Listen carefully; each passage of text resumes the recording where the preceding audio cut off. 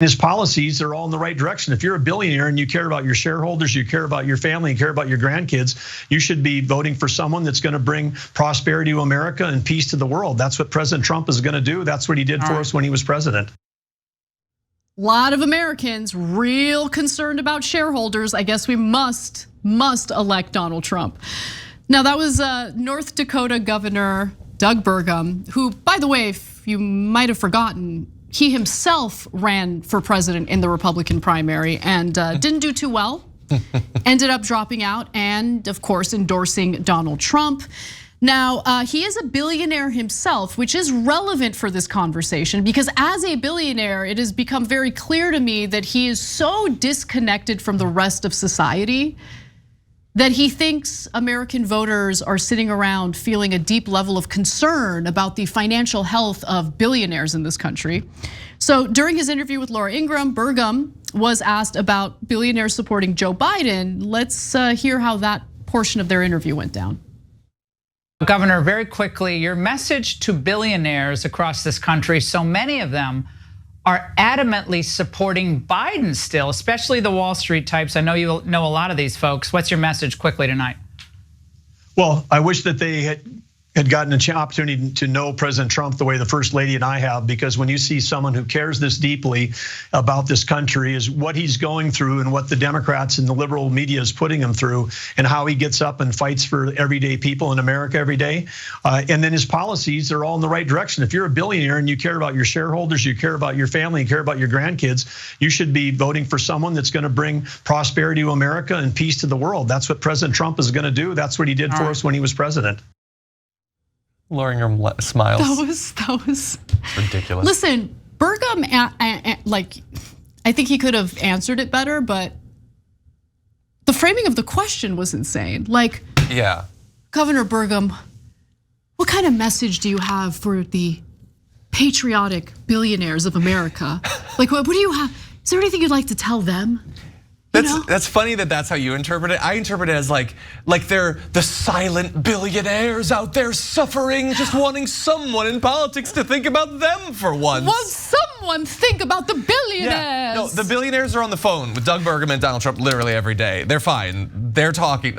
And I love he's like, you know what? I think billionaires who just care about their shareholders, yeah, and their grandparents or the grandkids, not them, not stacking up more endless, pointless wealth that they'll never ever spend. That's not what they care about. They care about the next generation. That's what they care about. Totally. And look, we like to be fair here at TYT. And Burgum is right. If you are a billionaire and you're looking out for, your funds, if you're concerned about shareholders and all of that, Trump is the right guy for you. Especially when you take a look at his 2017 tax cuts, which were a gigantic giveaway to the richest Americans. Now, in the first year after Trump signed the legislation, just 82 ultra wealthy households collectively walked away with more than $1 billion in total tax savings. An analysis of confidential tax records show. I want to take a look at those confidential tax records, but anyway, and they're going to continue reaping the benefits for a long time. Households with incomes in the top 1% will receive an average tax cut of more than $60,000 in 2025, compared to an average tax cut of less than $500 for households in the bottom 60%, according to the Tax Policy Center.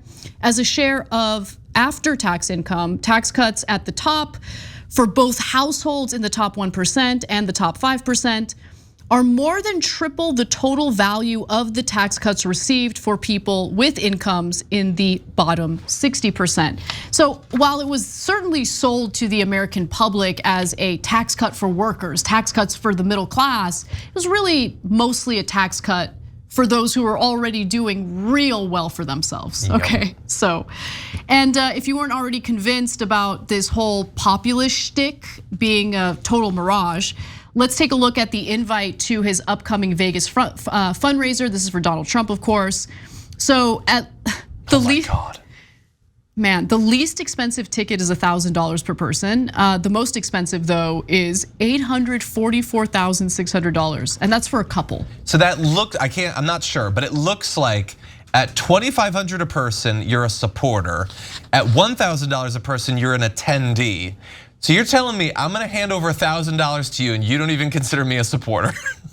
Just gave you $1,000. That's twice the tax cut I got. Yeah, it's absolute madness. I'm not an expert on right-wing populism or anything, but I guess this is what it looks like. A billionaire running for president who might take another billionaire on as his VP, promising to cut the taxes for other billionaires. Equals populism. That swamp, it looks real empty to me, John. The crazy thing for me is it feels so weird to have to convince people that the Republicans 100% of the way only care about the richest people in the country. The Democrats most of the way only care about the richest people in the country. Like you pointed out that obviously they should want Trump back in office, and they should, but they're also doing great under Biden. I mean, they've made so much money over the last 4 years. The stock market has gone up so much over the last 4 years. But there is one thing that Biden did that I would venture to say some of the financially fortunate among us didn't like. I mean, he did implement, and to Biden's credit, he did implement a 15% minimum corporate tax. Yeah, that's definitely something. Yeah, that's true. I'm guessing they didn't like that though. But the weird thing is, like, it always feels when we critique how worshipful the right is to the billionaires. We always say it's so weird that like their base doesn't have a problem with this. Like, why are you're saying you're a populist or you want a populist party, but you're supporting these people. But like, the more I look on social media, at least, it seems like there is a growing group of people enthusiastically simping for billionaires. Like the people who worship Elon Musk and Donald Trump specifically because they have money, and Andrew Tate because he has money. They seem to think that if they just bow down before the people who are rich, that somehow they will benefit. John, you know what that is? Tale as old as time.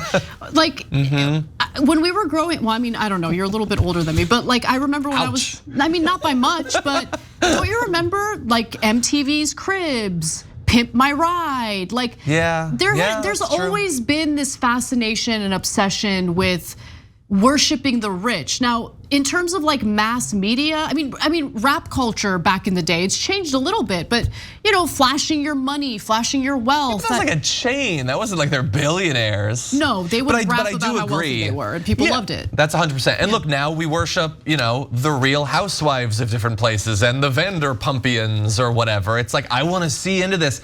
But it's like Lala Kent has my heart. But anyway, continue. But at least in that case, that tends to be a very critical look at their lives in all of those cases. But there's a lot of people that really think Trump is better than us, better than them because he's rich.